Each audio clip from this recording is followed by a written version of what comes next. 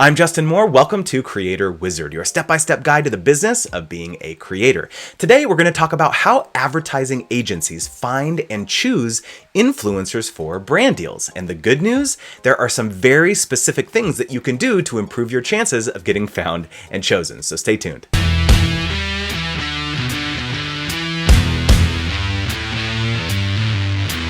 So in this video, you're going to learn the behind the scenes of how agencies create influencer campaigns, the different tools and methods agencies use to find creators, how influencers can improve their chances of getting discovered and selected, how agencies decide how much money to pay each influencer, and the ideal qualities of an influencer that will get them repeat business. So today we're going to be getting the inside scoop from Jenny Heinrich, who has for many years led the influencer marketing practice at top agencies like Weber Shandwick, MSL, and Edelman, and she's even a professor of influencer relations at DePaul. Welcome, Jenny.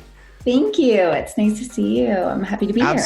Absolutely. So let's just jump into it. So talk us through the basics. So what is kind of the genesis of most influencer campaigns? Are the brands coming to the agency saying, you know, we want to work with influencers, put a program together for us? Or are you kind of like preemptively going to the brand in your kind of strategy and planning sessions and just kind of telling the brand, you need to be working with influencers? Sure. So I think it's actually both. The way I like it to work more often than not is when, you know, that's part of the strategic brainstorming and, you know, the tactical strategy. You know, as we look at our clients' goals and what we're trying to achieve, we think of all the different tactics, you know, that we can activate, whether it's PR, whether it's media, whether it's social, whether it's, you know, a digital media partnership.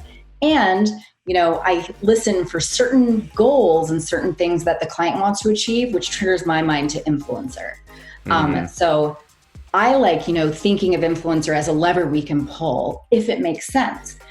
The best question to ask yourself at the very beginning, and I counsel my students, my teams, my clients, is who's the best storyteller for this story? Is it the brand itself? The brand should be telling the story and that's the best mechanism. Is it the media where really you're going to get, you know, the most reach, the most credibility, the best storytelling from a media? Or is it the third party? Is it an influencer? Is it, you know, a brand advocate? Is it someone who loves this product or the category is really well known for their expertise in a certain subject? If it's them, if that's the best storyteller, then influencer's your game. So those are some of the questions that I ask right at the beginning to kind of figure out how we're going to put the strategy together for the most impact. Do you think that it depends on where the brand is at in terms of their genesis itself? Like if it's if it's a brand that's just starting out or a brand that's been established for many years, like, because I feel like a lot of like new brands, a lot of direct to consumer brands, that kind of thing, they're like, okay, well, we have to have influencer marketing as part of our launch strategy or something. Like, do you think that that's a mistake, or do you think that influencers should be part of, like, any brand that's launching today should think about having influencers as part of their strategy? So every brand today should think about activating influencers in some level in their strategy, whether that is, you know, people who really like a niche topic, like a niche category, like auto enthusiasts. That's a group. They don't necessarily need to be highly influential, right? We talk about oftentimes, and I teach this, the pyramid of influence, where, you know, your celebrities and your top tier influencers are right at the top. They've got massive reach, but you only need a very few of them within your program. But then at the bottom, you've got your super fans, your advocates, the people like you and I who have a lot of influence locally, you know, within our circle. Right. That when we start talking about different products and, you know, different categories, we've got influence within them. And then as you move up the pyramid, you get into your micro and your nano influencers and your mid-tier influencers that obviously have reach and engagement. And they typically, you know, focus on a specific subject matter, or, you know, they're known for providing recommendations there. I think that no matter what, you have to find advocates to share your story, to include their, you know, perspective into whatever it is that you're marketing, so that you've got all layers of voice and it works in harmony together. So if you do your big media buy to get your reach, that's perfect. You want to do that because that's awareness. That's traditional marketing, like in your funnel. You want to feed as many people in so that they come out the end, which is purchase. But there's something to be said for finding those people and feeding into the funnel that have true interest and advocacy and affinity for a category or a product that will have better impact than just the randoms that you're, filling into your funnel. So I always think it's not about necessarily influencers, but it's finding people that love your brand or your category that can start, generating content both offline and online for the brands to help that marketing and that buzz. Interesting. So let's say that a brand has decided, okay, I want to run an influencer campaign. Walk us through kind of the next steps, kind of the briefing process. A lot of influencers who, work with brands on campaigns, oftentimes an agency or a brand will reach out and they've already got the campaign fully baked, right? Here's the influencer brief, here's the talking points, here's the call to action, right? Does that happen more often than not? Or are there instances where the brand's like, okay, well, before we fully bake this, let's reach out to some like key partners and see how we feel like they'd bring the campaign to life? So this kind of breaks my heart, this next response. So I've been doing influencer marketing. I've been working with influencers and creators since like mid 2000s. So 2005. I was in diapers then, I think. I don't know how it was. Aging yourself and me, sadly. But what I mean to say is that I've been around for a really long time in this industry. Yeah. Back in the day, before this grew to become, the billion-dollar industry that it now is, it was all about that. It was finding people that had true interest in category and working with them throughout the entire creative process. It was more so like, how would you bring this to life? And then they would bring it to life. As it shifted and more budget, more emphasis, there's more influencers and consumer trust has changed. Advertising, traditional advertising is on the decline where digital advertising is going up. But only specific kinds of digital advertising. We know that banners don't work how they once did. Pop-ups, ruined the internet. So people are looking for content like native and in-feed content within social to really drive that impact.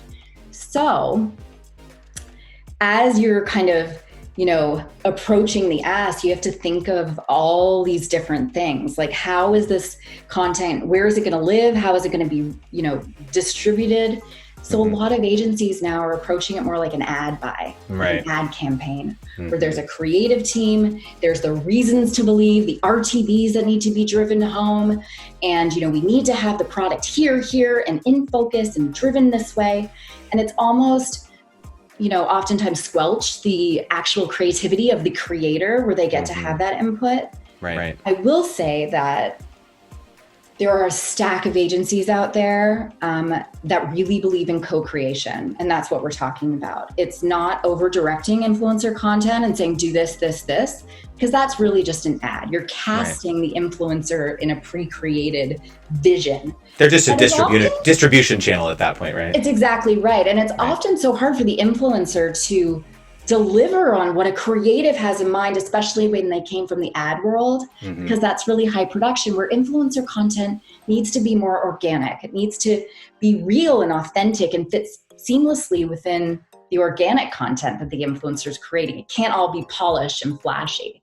So influencer, needs to have that creator input and direction. So there are some great agencies and teams and partners out there that thoroughly believe in co-creation. And that's the way that I practice. I give a stack of information in a brief, all the information they could possibly need. And then I back off and I give the creators I'm working with 3 to 5 days to think on it and then come back to me with how you're going to bring this to life. Yeah. It's like a checkpoint before they go create content to make sure that we're all aligned and super happy. And then it cuts down on revisions. It makes the program efficient, the content's on point, and it adds a perfect blend of, your agency, your client, the brand, and then the influencer creativity that you're partnering with them for. Influencers, they're creators, they're creative. Right. I'm not creative. I'm I'm a hustler, I'm a business person, but so we're partnering with the creators because they're wonderful creators. So don't squelch it. Yeah. Interesting. I appreciate the candor and so with that formalization that you're talking about in terms of just it's no longer kind of the Wild West. Well, maybe on some platforms it is, but like you said, there have been a lot more kind of processes and systems set up in place, and for some people to try to scale this tactic of influencer marketing, right? So like, walk me through the influencer discovery process these days, because like there's all these software tools and there's different vetting methodologies that agencies have at their fingertips now, whereas before it might have been like manual searching, right? Like going on YouTube and like searching like millennium mom or whatever, like whatever, yeah. So like what are you seeing these days? Like how savvy are agencies in terms of, when it comes to finding influencers? Yeah. So it's really technology. It's almost a technology game. About a year and a bit ago, I did an audit of probably over 35 different influencer tech platforms. And just audited them, see what their capabilities were, how many influencers they had in their database, how I could filter those results to get really, really tight on who I was looking for. And some are phenomenal, some are mediocre, and some suck, because that's, how all technology will be. But I will say this, that technology makes influencer discovery extremely efficient. If you've got good tech stack, you're going to put together the most strategic, unique, and custom programming for your clients and per influencer. So as I'm looking, at a full, suite of influencers in a list, the first thing I do is I filter by your audience. Because as much as I am partnering with you for your creativity and your storytelling and your affinity with the brand, I also you have an audience that I want to access because they find you, creator, reliable and authentic, and they take your recommendations. And if you're aligned with my clients and my brands, then I want that recommendation to your audience, your community. So the first thing I do is I look at an influencer's audience to see, is this audience who I actually want to reach? That's the first thing I do. And then the second thing I do is I go to influencer. And then I start filtering out influencers. So I want an influencer in this country who has an audience in, who lives in this state and has a hefty audience in this state, who talks about this category of content, who has this type of engagement rate, who is on X number of channels. All of those kind of nuances. And then I dig in really, really hard when I'm vetting influencers for programs. But that's, basically kind of the way in. I will say this though, for B2B influencers, for tech influencers, for reputational influencers, those influencers that are registered dietitians or business executives that have a tremendous amount of influence, a lot of those influencers aren't indexed on your influencer technology because they're kind of real humans that have influence, but they're not, considered your traditional cultural influencer. So there are a stack of ways to find those influencers as well. The first thing I do is I look at conferences within that niche topic of their topic area. If there's a parenting conference, I look to see who all the pediatricians who spoke at that conference are. If they're gonna put a person on a podium in a panel or at a conference, that is someone who has reputational credibility. That's someone I want in my program. So I do that. I mean, there's so many different ways to find influencers. So it's a mix of art and science. Science is the tech, is making sure you filter a list, and the art is Googling and learning and reading and finding those really niche nuances that will make an influencer perfect for your program. Interesting. So one of the things one of the questions I get very frequently is like, is there anything that I can do as a creator or an influencer to improve my chances of getting found on some of these platforms? And some of the tips that I've given in the past is like, for example, like in your Instagram bio, like a lot of the platforms scrape that info, right? So in terms of you actually like saying what you do, what type of content you create in your description, whether it's on Instagram or YouTube or whatever, like a lot of the platforms use that information to categorize you and allow people like you to filter them, right? So, is there any other kind of tips and tricks that you can provide from that perspective to like raise the visibility of folks, to ensure that they can get found? Yeah, absolutely. So one of the things was exactly what you mentioned. So on most tech, they categorize influencers based on keywords from your profile, or if you've declared somewhere, I'm a lifestyle influencer, or I am, nutrition, or whatever it might be. They find those and they categorize you. And oftentimes when I'm searching, I go directly to that category because that's efficient, right? I want to find influencers that have that category prominent within the content they're creating. So that's one way. I would sign up for every single platform there is. It doesn't cost you anything. Right. I mean, if I was trying to get business, it's scale. Sign up for everywhere and you're going to up your chances of getting discovered. Make sure that you have a really good bio. Because a lot of times platforms pull in bio and sometimes it's just, for lack of a better term, gobbledygook, like emojis or like, yeah, right. Transfer emoticons that are all kind of Unicode. And really make it easy for me. Give me a nice bio. Hi, I'm Jenny. I live in Chicago. I have 3 kids and a puppy. I work in influencer, give me your email. Put your email address in your bio, right? It's a way to contact you. If you have an agent, give me the agent's name. Make it as easy for me as humanly possible. I create bio slides as if it's going out of style. I have bio slides for every creator in the history of life. And I have to update them, right? Because things change. I'm using these influencers for different client pitches. So I want to point out different things. Make your bio usable for me. It would be so nice. But sign up everywhere. That's how you get discovered. I mean, how else are you going to do it? And then if you find that one platform is more lucrative for you and you're getting a lot of deals there, focus your efforts.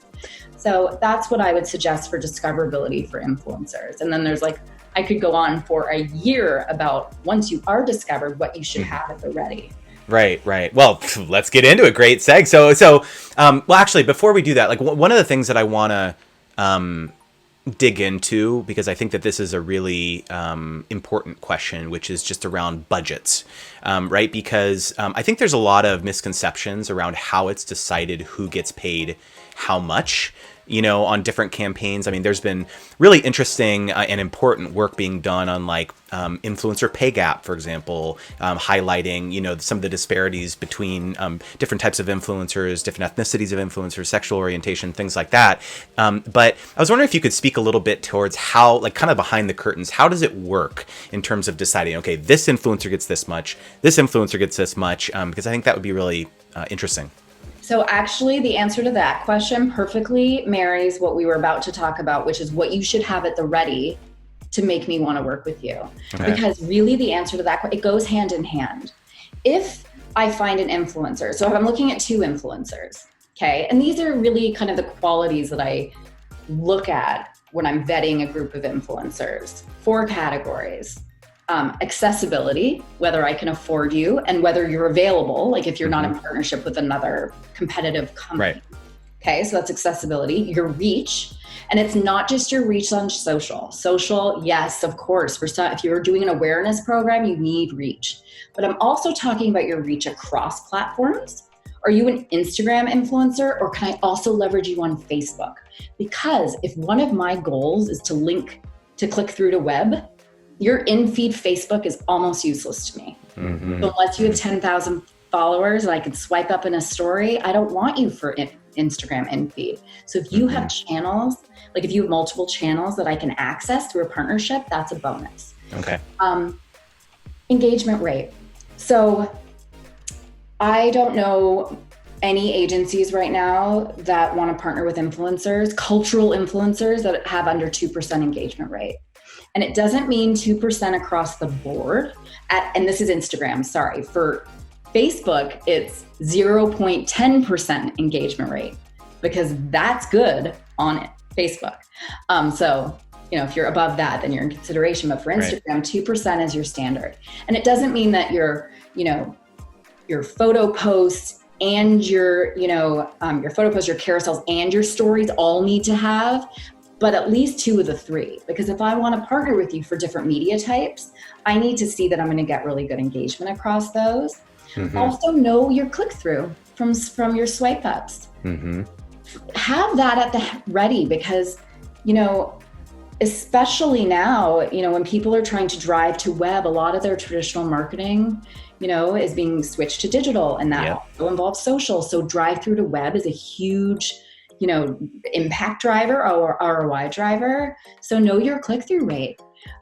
If you have those stats at the ready, and I'm looking at 2 influencers side by side who have similar reach, who are both accessible to me, have similar engagement rates, the content is both pretty great, but one, has better click-through rate and has relationships perhaps with different influencers and different media partners. Mm-hmm. Like if you have a regular editorial, in Parenting Mag that I might be able to get a mention in, you suddenly jump to the top of my list. Right. That's reach, right? Mm-hmm. It's resonance, it's reach.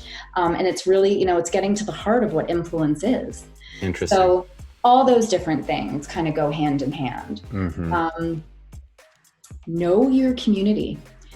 Honestly, if the better you know your audience and can tell me different nuances about your audience that won't get picked up on tech, that only you know, the better. If you know that your audience adores food-related content, but doesn't really like automotive, or loves when it's, I don't know, seasonal clothing versus seasonal flu medicine. Terrible example. I'm not creative. Whatever that is, if you know the trends of your audience, where they're going to engage and what resonates with them, that is helpful information too. Mm-hmm. It all goes into packaging yourself. Right. Know what will catch my eye, and what will be that added thing on that slide that will make me want to partner with you, and that will make my client say, that's the one I want to partner with. I think that's a really interesting note, because I feel like a lot of people think the only thing that brands look at when they say, I'm going to put this dollar figure associated with this person, is like my reach or my engagement rate or something like that. And it sounds like to you, there's a lot of other factors associated with how you're quantifying someone's value. So I think the other thing I'm curious about is like, what are some of these other more subjective characteristics of an influencer that makes them ideal? So like, do you value like responsiveness, or like the ease that they, are to work with, or maybe the quality of their content, or like how quickly they can get, things turned around, or like how do you value those types of qualities? I mean, I love great communication. I think it's key. So one thing to know about the agency world is that, we have to answer to an internal team, and we also have to answer to clients. So there are a number of people that we have to answer to. So when we're hounding you and saying, hey, just following up on my email, it's because we're trying to include you in our recommendation. Mm-hmm. So this is the process of how it typically works. Typically, a person like me, who's an influencer, quote unquote expert, will do the discovery and put together a list of influencers that we feel are perfect fit. Then we present it to the internal team, who either nixes or loves our recommendation. Then it goes to the client.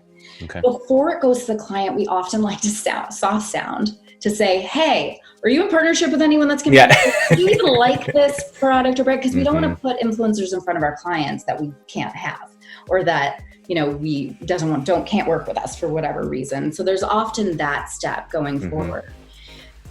As much information as you can give me to make you look amazing during that initial stage, the better.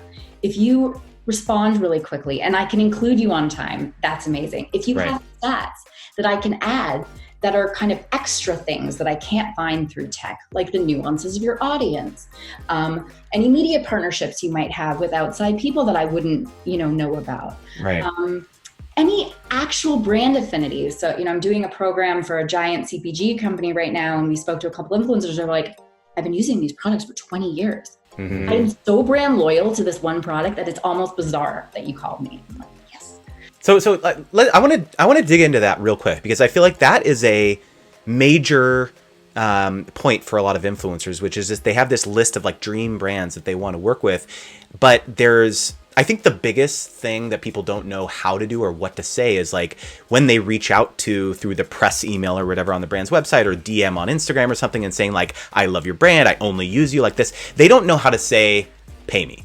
You know, like they don't know how to say like, I want to work with you, I've got this great idea for a partnership. But like a lot of times it's just like the brand is like, okay, we'll send you some free product or whatever, you know. So like how do you, because I think the biggest struggle I think for a lot of influencers to understand is that a lot of times these budgets are locked like a year in advance or 6 months in advance for how to pay influencers, right? And so random influencer XYZ reaches out and be like, pay me $10,000 or $5,000 to work with you. Like they just don't get that is hard sometimes to like allocate. Not a ton of brands have like discretionary funds to do that kind of thing. So like, how do you like, what's your recommendation to influencers who have an affinity and like want to partner with a specific brand? Sure. So it's really create that list. And I've counseled some influencers on how to do this as well. Create a list. This is the number one question I get, whenever I do a panel. How do I become an influencer? I'm like, okay, well, this is what you do. Okay. Create a list of all the brands that you love and find the right contact. So there's certain contacts within, the industry that you want to find. You want to find the head of PR. You also might want to find like a senior account executive in PR, in like that discipline, because they're probably more so the ones that are putting together the program than the head. But these are all contexts you want to look for. So whenever you find the company, like L'Oreal, for instance, go on LinkedIn and find out who's responsible for influencer relations at L'Oreal, who's responsible for PR at L'Oreal, like who is responsible for that, and find them. And you can contact them. When you do contact them, that's when you have to have all this stuff ready. Have your pitch. You're pitching yourself, which is your business, your brand. You need to know, like, yes, I love your products. This is why I love your products. This is what I do. These are my channels. This is my engagement rate. This is my click-through rate. These are similar type brands that I've worked with in the past, and this is how that content performed. Give them, on the fly kind of case study type information to show that if you partner with me, you're getting an actual advocate and you're getting an influencer that can drive impact. It's not just going to be light and fluffy. I deliver messages. I know how to seamlessly, weave them into my story and my narrative. And I've done work like this before, and this is how it's performed. That's how you pitch. You literally pitch it. Yeah. But it's so key to do that. I get forwarded all those emails from influencers that contact my clients, and then it eventually comes to me. Okay. All the time. Okay. And sometimes I'm really sad when I see that email, and I almost want to write back and be like, okay, so you've reached the right person, which is great. Let me help you for your next outreach. Like this would have been a bit better. Add this and this. Right. Right. And I know this is a super touchy subject, and I'm going to say it anyway, and you guys are going to get mad at me because, of course, but it would be really, really helpful. So this goes back to your budget question. How do budgets get assigned? And how do I say, I'm going to pay X amount for that influencer, but X amount for that influencer if I have to? So this is, and I work through this every day. I negotiate every day. I should have been a lawyer. But anyway, we have a full budget, okay? And we have that list of influencers. So it's like you have a bank account, and I have this amount of money in my bank account, and I have all these people, and I need to figure out the most strategic mix of people and content type and channel type with my budget that I have. So whenever I reach out to an influencer or an agent, they say, well, what's your budget? I can't answer that question. If I tell you my budget, you're going to naturally give me a quote to meet that budget. Sure. And my budget needs to pay for 10 influencers, not just you. So it's really hard. Right. And I know that some influencers will be more expensive than others, so it just is not helpful. Right. So I always write back and I say, can you give me anything directionally on what you typically charge? And I send a list. Right. Instagram in feed, Instagram in feed carousel, Instagram static story, Instagram videos, and then I just start going through it. And all I want is like a range, because I'm going to use the high range. Mm-hmm. And then I'm going to try and piece it together, because putting together an influencer program is like Tetris. Mm-hmm. You've got all these different pieces, and you need to create the perfect on budget and to meet a certain goal. Mm-hmm. So have a rate card. I know you hate me for saying the word rate card and the influencers. So let me ask you about this. So I actually usually give recommendations to influencers not to have rate cards, because and you can probably appreciate this, which is that there's so many like levers that go in. There's exclusivity, there's paid media, there's whitelisting, all this stuff. So like I do counsel people to like ask for all the SOW, the terms, and then it's fine. Provide a price, this kind of thing, or maybe ballpark pricing or something like that. But do you like, what are your thoughts on influencers who take that tact? Yeah, so it's a great one. People like me, when I'm doing outreach, and I want to kind of get something solid together. I mean, I've got my bulleted list template. You've seen it. Right. Yeah. You. Right. You've seen it. It's like client, program, theme, term, usage, exclusivity, brands, deliverables, distribution, like all the things, whitelisting, pay, my whole list is there for me to give you as much information so you can give me back a quote. Right. However, I have recently seen a stack of rate cards where it says clearly in bold, like all caps, does not take into account exclusivity, term, usage, or distribution. Okay. Or paid support.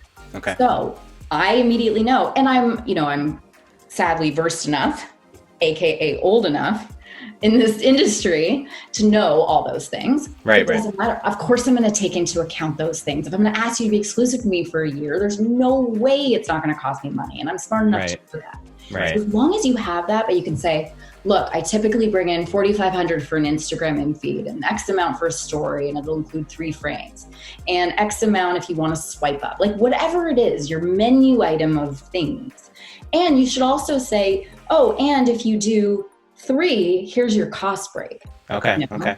Like so put together some volume discount or something. Yeah. But just have it or just know it in the back of your head, because you're going to get to a point with me. Like I reached with someone who I've been emailing with today where I was like, I'm just going to need you to just tell me how much you're going to charge. And then they went back and gave me the ballpark. I was like, thank you. Right.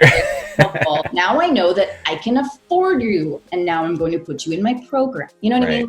That's really all it is. I just want to know if you're so expensive off rate card that even if I'm going to get efficiencies and I'm going to go negotiate with you like a boss, if you're still out of my price range, I just need to know that so we don't waste time with each other. Mm-hmm. It's great. It's great advice. I think that that's really smart. So, like, kind of to wrap up here, like how 2-part question, if I may. Like, how can influencers like maximize the chances of getting repeat business from an agency? Because I think that that's a real struggle that a lot of creators have. Is it's just like everything, like you probably experienced this. A lot of stuff is just one-off partnerships, especially if it's like coming from a platform or an influencer agency or things like that. It's like there's very little kind of like these, always on ambassadorships or whatever that are, I mean, there's some, but not a ton, right? So it's like number one, how can influencers kind of increase their chances of getting that repeat business? And just part 2 is just kind of any other critical pieces of advice that you could give influencers, to know about working with agencies on these types of campaigns. For sure. So the best way to so think of it this way, the longer you work with a client, the more likely you will be to continuously work with a client, right? So this is what you're talking about with your one-offs. It's a one-off program, and then everything's amazing and you love them so much and they love you, and then you're gone and you just kind of like, it's like dating. You sit by the phone and wait for them to call, or their computer. If you put together, so as you're negotiating, as you're putting together a package with the agency or the client or whoever it is, if you know that it's a product that's not going anywhere, okay, let's take a kid's vitamin, hypothetically. Kids always need nutrition. So we know that a kid's vitamin is a 52-week annual program, right? It always has shelf time, air time, right? So if someone's like, we really want to do a summer program, pitch to them, okay, what if we do, yeah, we're doing a summer program. What if we do a repeat post in back to school? What if we do another repeat post right around the holidays? Because we know our kids are about to eat junk. We probably want to make it up with all the stuff that they're eating. We want to make sure they're getting their vitamins. Right. Use your strategic smarts that when your content does well to add in a couple sustain posts to keep the momentum going. Because the longer you work with them, the more success the content's going to have. Think about it from way back in the blog days. I love people that still have blogs for this purpose. All your foodies, that pecan pie recipe that you post in 2003 on your blog, that it's going to get indexed. And by 2020, you're going to be the top ranked pecan pie recipe because people search for the same things time and time again. We're on a seasonal cyclical situation. Oh, that was a mouthful. Right.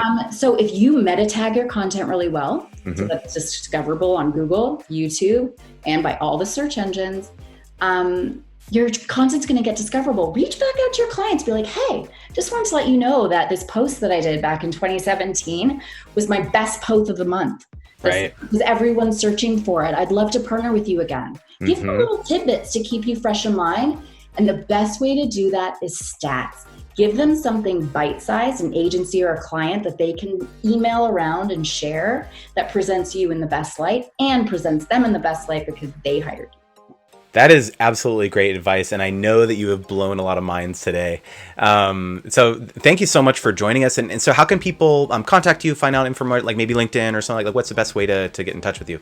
LinkedIn. I am Jenny Heinrich everywhere. I'm so consistent. You can find me on LinkedIn with that name, on Instagram, Facebook, literally every platform on the planet. You can also, you can email me directly. I'm jennyheinrich@me.com. Also, Jenny Heinrich, super easy.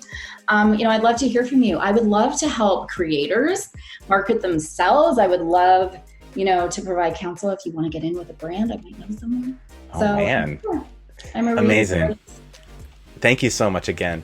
So I hope you enjoyed the interview. I would love for you to subscribe to my channel and hit that notification bell to be alerted every time I upload a new video. And please leave a comment down below if you have any questions or future video ideas and you are one step closer to becoming a creator wizard. Don't forget, if you want insider tips on how to grow your business as a creator and diversify your income, click the link in the description to join our free newsletter. You'll get exclusive videos, worksheets, and insights on the influencer marketing landscape, access to special product discounts, first look at upcoming courses, and more.